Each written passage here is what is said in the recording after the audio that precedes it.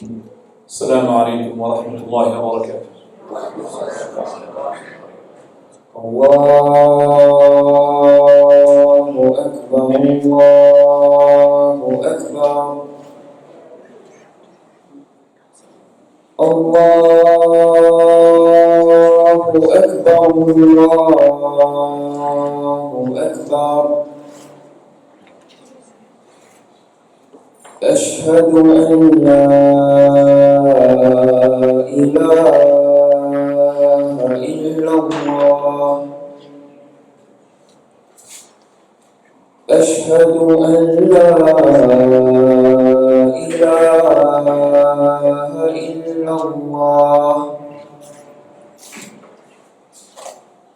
أشهد أن محمدا رسول الله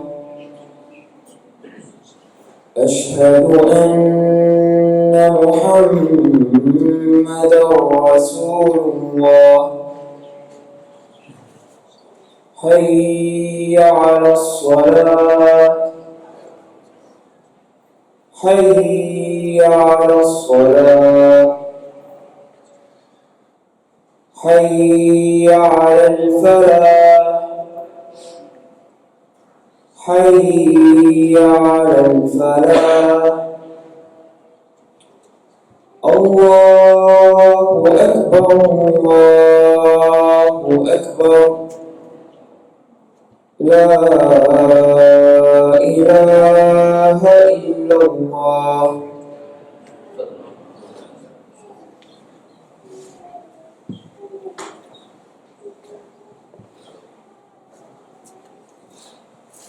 إن الحمد لله نحمده ونستعينه ونستغفره ونعوذ بالله من شرور أنفسنا وسيئات أعمالنا من يهده الله فلا مضل له ومن يضلل فلا هادي له وأشهد أن لا إله إلا الله وحده لا شريك له وأشهد أن محمدا عبده ورسوله. Indeed, all praise is due to Allah. We praise Him, seek His aid and ask His forgiveness. We seek refuge in Allah from the evils of ourselves and from the evils of our actions.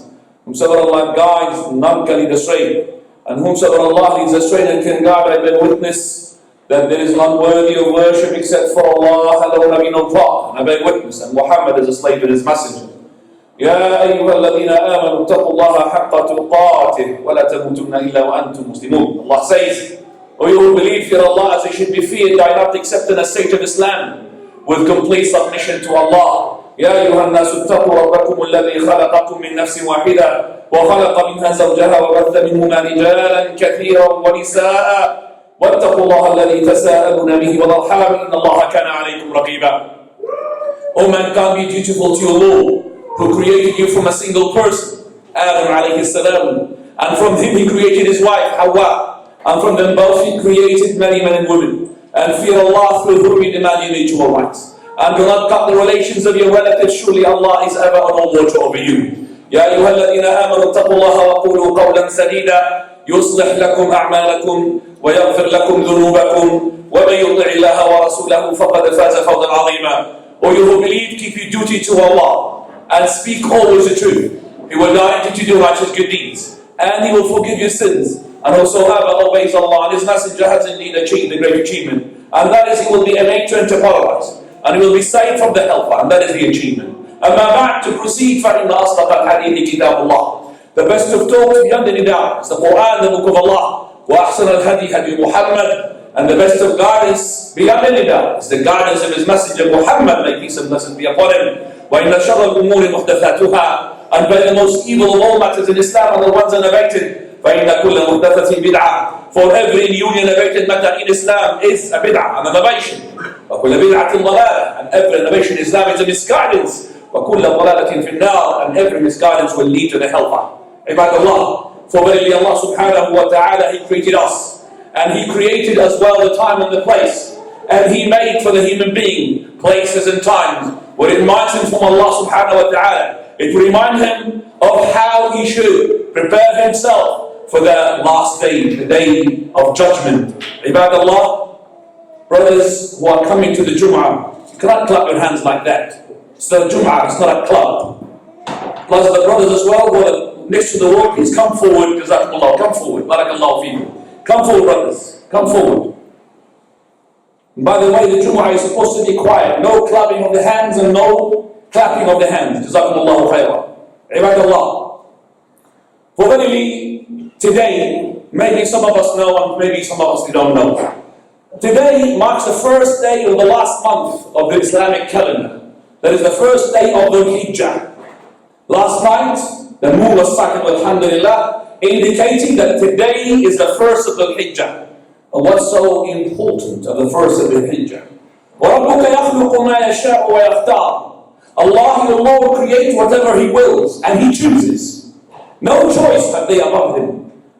مَا كَانَ لَهُمُ الْخِيَارُ سُبْحَانَ اللَّهِ وَتَعَالَى عَمَّا يُشْرِكُونَ. Glorified be Allah, and above all and exalted, that they associate anything with Him and His worship as a partner. Ibadallah, Allah subhanahu wa ta'ala chose those days, the first 10 days of the last month of the Islamic calendar, and that is the month of Al-Hijjah, to be a special day. A day that is today marks the beginning of the countdown to the greatest day in the sight of Allah, and that is the day of the Quran, the day of Al-Adha, Eid al-Adha. The day today is the first of the Hijjah. And the Prophet sallallahu alayhi wa alihi wa sallam, he said, مَا مِنْ أَيَّامٍ الْعَمَلُ الصَّالِحُ فِيهَا أَحَبُّ إِلَى اللَّهِ مِنْ هَذِهِ الْأَيَّامِ. There is no other day upon which the good deeds are dear to Allah, are more rewardable to Allah than the deeds which are done during these days. Unfortunately, people, they don't know these days. They know the last 10 nights of Ramadan, and there are great nights. And that is the nights of Ramadan, because everybody is fasting. Everybody coming to the masajid. Well, where do we find the Muslim coming to the masajid in the first 10 days of the Hijjah? Let me tell you something, that the scholars had compared between the rewards that you get for your good deed in the first 10 days of the Hijjah and your good deeds that you do during the last 10 nights of Ramadan. And guess what? The scholars had arrived to the conclusion that whatever you do from the good deeds during the days of the first 10 days of the Hijjah, that is from today until the 9 days later on, that is greater and more rewardable, greater in the sight of Allah than the deeds that you do in the days of the last 10 nights of Ramadan. But the deeds and the good deeds you do during the nights of the last 10 nights of Ramadan, because of the night of the Qadr, are greater in the sight of Allah subhanahu wa ta'ala than the deeds that you do during the nights of the first 10 days of the Hijjah. And that is why the Taraweeh and the prayer of the Qiyam, Ibadallah, all the scholars, Mujahid, and all of them, during the first 10 days of the Hijjah, they will strive in their ibadah. And from that ibadah, التكبير, Allahu Akbar, التحميد, Alhamdulillah, التسبيح, Subhanallah, التهليل, La ilaha illallah, Allahu Akbar, Allahu Akbar, Allahu Akbar kabira, Allahu Akbar kabira, Allahu Akbar wa ajal, Allahu Akbar wa lillahi alhamd, Allahu Akbar, Allahu Akbar, Allahu Akbar, La ilaha illallah, Wallahu Akbar, Allahu Akbar wa lillahi alhamd. Those are the days, Ibadallah, those days, the best thing that you could do. Number one, the remembrance of Allah, the takbir. Number two, the fast. Fast as much as you can. Do not fast all the days. Because the practical sunnah of the Prophet of Allah, it was not recorded that he fasted all of the days, not to say the day of a Sabt, which we have a controversial regarding fasting involuntary. And most of the scholars, they say, you're allowed as long as you have a day. But some of the scholars, you don't. You're not allowed because of the hadith that the Prophet of Allah said, don't fast Saturday, except if it is obligatory. So, Ibadallah, because of that, we say, the sunnah is to keep your habit. If you're fasting al-Ithnain wal-Khamis, Monday and Thursday, keep on fasting al-Ithnain wal-Khamis. If your habit to fast a day and break the following day, which is very rare, then keep on your habit and do so. And for your habit, you do no fast whatsoever except for Ramadan. We tell you, this is your opportunity to add to your fast. And I know it's going to be very hard. Long day, short nights, but the more that you do, the more reward you're going to get. So that's the second thing, and that is fasting. Then the third thing, and that is Hajj. For those who have the opportunity to make the Hajj, then Alhamdulillah, they're going to get a mighty reward, which I'm going to detail in a minute, inshallah. But if you did not do the Hajj, then at least wish sincerely to make Hajj. Prepare from now. And verily, if you are sincere and you want to make Hajj, yet because of financial issue or physical health issue, you're not able to do so, or for the sisters, they haven't got the mahram, but they're ready to make the Hajj, yet they can't make the Hajj. We tell all of us, Ibadallah, the reward for you is the same. For verily the Prophet ﷺ, when he was going to Tabuk for the jihad against the Romans who prepared an army, and he camped in Tabuk, while he was going, he said to the companions, there are people who are with us from valley to a valley, so from mountain to a mountain. That means their breath is with our breath. They are with us, even though they are in Medina. Prophet of Allah, they're getting the same reward, even though they're in Medina. He said, yes, they've been imprisoned, they've been restrained because of their legitimate excuse. They couldn't come with us, didn't have a mount, or maybe financial issue. So their reward will be the same. So get that opportunity. If you can't, make a sincere, that is intention, to be with the Hajji. And the Prophet ﷺ, he says, الناس أربعة, people are to be four. One who's got the money and the knowledge, so he spends it in the sake of Allah, to please Allah. And that is the best of the ranks, the best of the places, the best of the position. And a person who is having the knowledge, but he hasn't got the wealth, and he looks at the wealthy man who's got the knowledge, he says that, oh Lord, provide me, give me money, and I will do the same as that first man. They are in the same reward, even he did not spend a penny. And the third person will have given money, yet he's got no knowledge, so he spends it and squanders it in displeasing Allah Azza wa Jalla, in haram things. So he's the worst of ranks, the worst of position. And another one, he's got no money, but he has no knowledge as well. So he says, and he looks at that third person, oh Lord, if you give me money, I will squander it, the same thing as that man in the haram. They got the same sin. So with your intention, you will be able to match those who are doing the good deeds. And unfortunately, with your intention, you will be able to match the worst in deeds. There is a mighty hadith regarding the person who makes the Hajj. For every step that he does, there's a reward. Let's discuss it in our second part of our khutbah. أقول قولي هذا وأستغفر الله.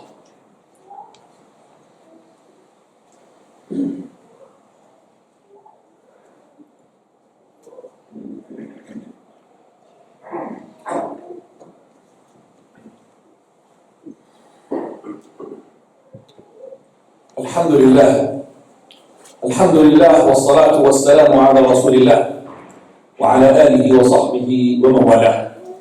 A hadith which is authenticated by some of the scholars, one of them is Shaykh Al-Albani rahimahullah, who makes it sahih in At-Targhib wa Tarhib. It's an authority of Abdullah ibn Umar, and also it was narrated from Anas radiyallahu anhum jami'an. May Allah be pleased with Anas and Abdullah ibn Umar and his father Umar.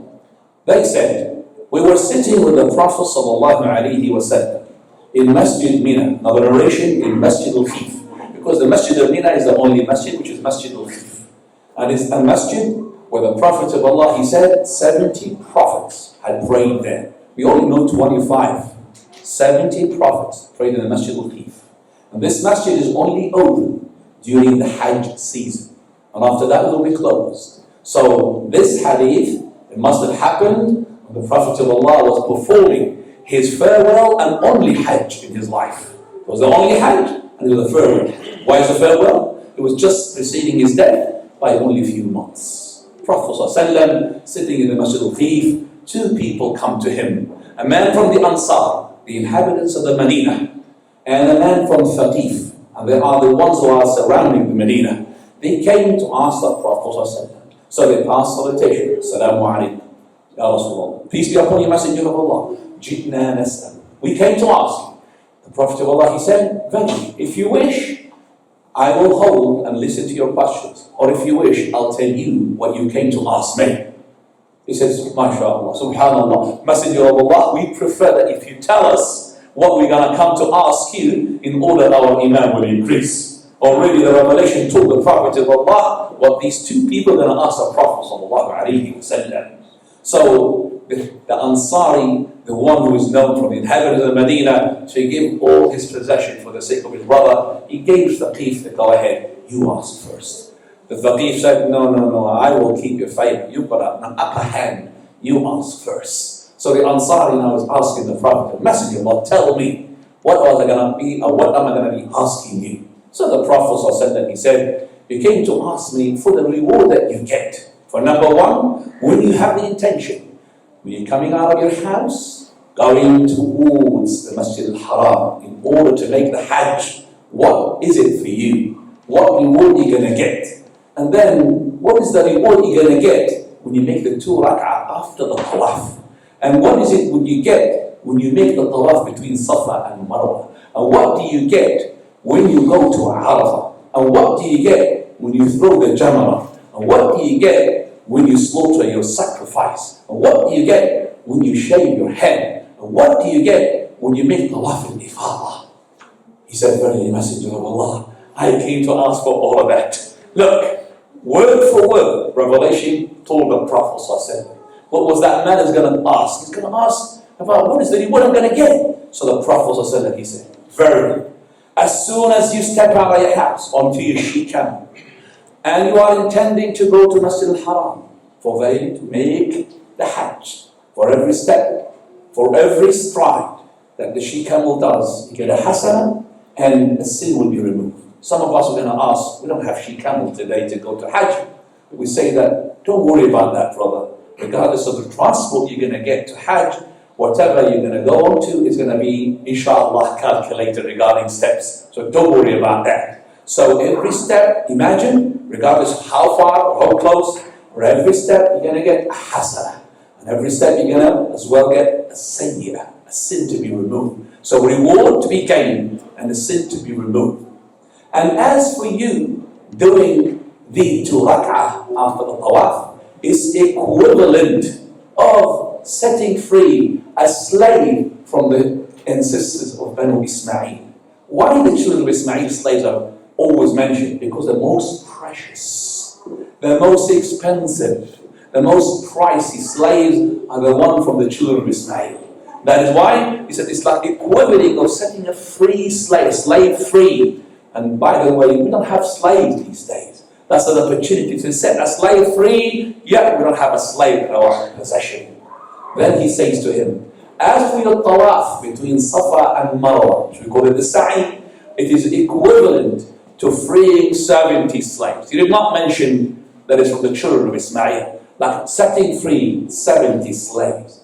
As for you standing on Arafah, for verily Allah subhanahu wa ta'ala descends down to remind the angels who had said at the beginning when Allah created Adam, O Lord, why are you creating a creature that would shed blood and would spread corruption while we glorify your name? Allah said, I know what you don't know. And this is what they didn't know. So Allah is boasting about his slaves before his angels. He said, look at my slaves.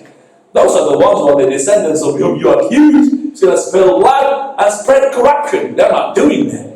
They're coming to remember me. They're coming to say, Allahu Akbar. They're coming from far and near with uncombed hair, faces covered with the dust, seeking my mercy. Behold, even if their sins is to be as many as the particles of the sand, or the drops of the rain, or the scum of the sea, I have forgiven all of them, even for the ones whom they have interceded for. Allahu Akbar. That is on the day of Arafah. ما من يوم أكثر من أن يعتق الله فيه عبدا من النار من يوم عرفة. There is no other day, regardless of Ramadan or no Ramadan, upon which that Allah subhanahu wa ta'ala sets people free from the hellfire more than he does on the day of Arafah. A mighty day, the day of Arafah. Ibad Allah, he says, this is the reward you're going to get for that. And as for you making the shaving, for every single hair is being cut, you have a hasanah, a reward, and you're going to have a sin to be as well removed. Somebody's asking, I'm bold, what am I going to get? Don't worry, brother. Everything will be calculated. So whether you're bold or you're not bold, even the bold is not allowed to shave. He's not going to be shaving anything. But yet he's going to gain the same reward. Ibadallah, don't worry about that. But listen, imagine how much hair you got. You remove that, and you remove it twice, because you're going to trim it in the Umrah. You're going to shave it in the Hajj. How much reward are you going to get? Imagine. Then after that, he says, as for your slaughtering the sacrifice, the qurbani, or the hadi, I should say, for verily this will be saved for you on the day of resurrection. This will be kept for you for the day of resurrection. For verily it's going to be a mighty reward. And as for you, throwing the jamarat, for every jamah, you stone that you throw, a major sin, kabira, will be removed. Major sin, fornication, wal'iyadu billah, drinking, wal'iyadu billah.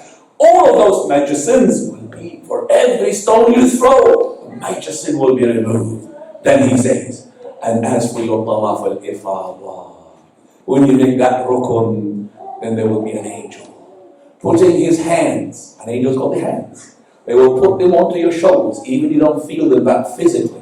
He will put his hands between your shoulders and he will say to you, go ahead, do in the future, for verily whatever was in the past is being forgiven.